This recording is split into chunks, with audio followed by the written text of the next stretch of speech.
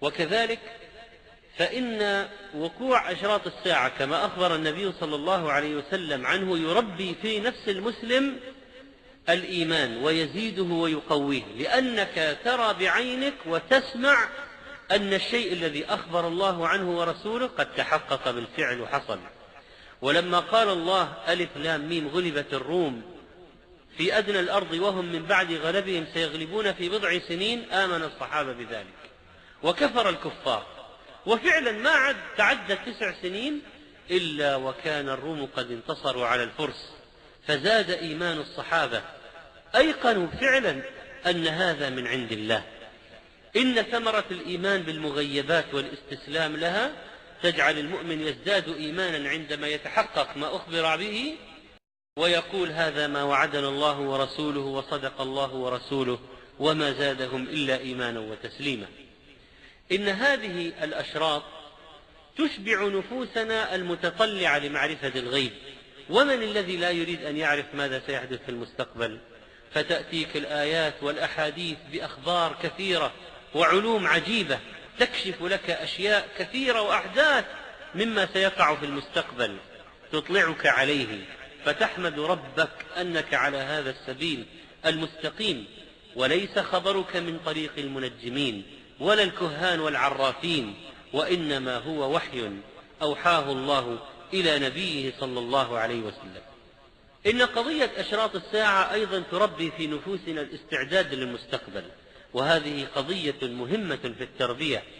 وقد كان النبي صلى الله عليه وسلم يهيئ أصحابه لأمور ستقع في المستقبل، لقد أخبرهم عن أشياء كثيرة وقال إنه لم يكن نبي قبلي إلا كان حقا عليه أن يدل أمته على خير ما يعلمه لهم وينذرهم شر ما يعلمه لهم، وإن أمتكم هذه جعل عافيتها في أولها وسيصيب آخرها بلاء وأمور تنكرونها، وتجيء فتنة فيرقق بعضها بعضا، وتجيء الفتنة فيقول المؤمن هذه مهلكتي ثم تنكشف، وتجيء الفتنة فيقول هذه الحديث.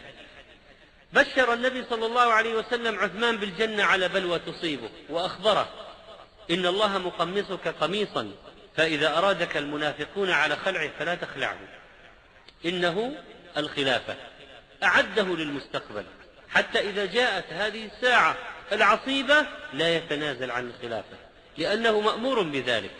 أخبر عمارا أنه تقتله الفئة الباغية، أمر أبا ذر أن يعتزل الفتنة وأن لا يقاتل ولو قتل. كان حذيفة يسأل عن الشر فيخبره بذلك. نهى المسلمين عن أخذ من جبل الفرات، جبل الذهب الذي سينحسر عنه نهر الفرات.